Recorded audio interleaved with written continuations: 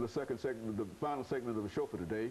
We're talking to Dr. Hussaini, who is giving us some information in reference to African-American disparities across the state of Tennessee, dealing with some major health issues. And of course, Dr. Hussaini, let's see if we can pick up where we left off the last time, dealing with African-American health disparities, and then move on to the national health policy and some of the other things that you like to talk about. Yeah, in order to understand how does this impact us directly, what I did was to narrow this whole focus down to what is happening in Davidson County.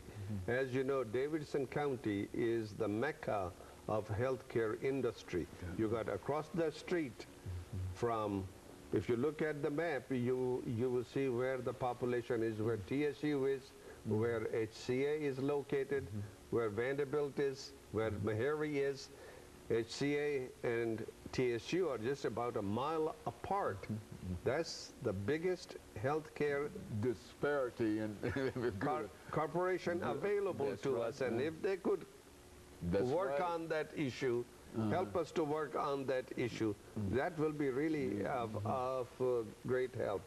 In order for us to really work in this area, what I did was to break down our morbidity rates for heart attacks and congestive heart failure and stroke in the Davidson County by zip code for both African Americans and for whites. Where do the people live and what is happening in those zip codes? So if you look at the first map on the heart attacks, you will see that in the zip code of 207, 208, 209, the rates are higher. Okay. This is where the black community is concentrated. 207, 8, and 9. 207, 208, 209. Tennessee State is located in 209. Okay. Meharry is located in 208. And this 207 is a corridor that goes all the way up. Okay? And you find a higher rate compared to other areas in the Davidson County. Similarly, if you look at congestive heart failure, you again find it is 207, 208, 209, which are predominantly showing higher rates. And if you go down finally to stroke, okay, you find again in the same three zip codes. So what does that tell us? Where are the people going to go? These, according to the census, 2000 census, these are the very low income to middle income neighborhoods. Okay? And it is also aging. Okay. So there are two factors that are combined here.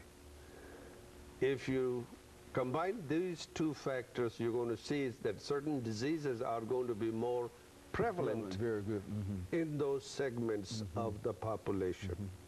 Now, Metropolitan General Hospital is located in 208. That's where Meharry is. If you don't have enough funding for that, for those doors to remain open, where are these patients going to go? So Metro government should be really looking at it, because this is evidence-based. This is evidence-based policy-making decision that people have to, policymakers have to look at where is the mortality coming from, where are the people sick, where do we need to provide services. I am right now trying to develop, in collaboration with other colleagues at Meharry and at Vanderbilt, help them to develop a program to offer services in these three zip codes that we are talking about, where we find a high prevalence of cardiovascular diseases and mortality. So you think that we can actually cut down on the disparity if you start concentrating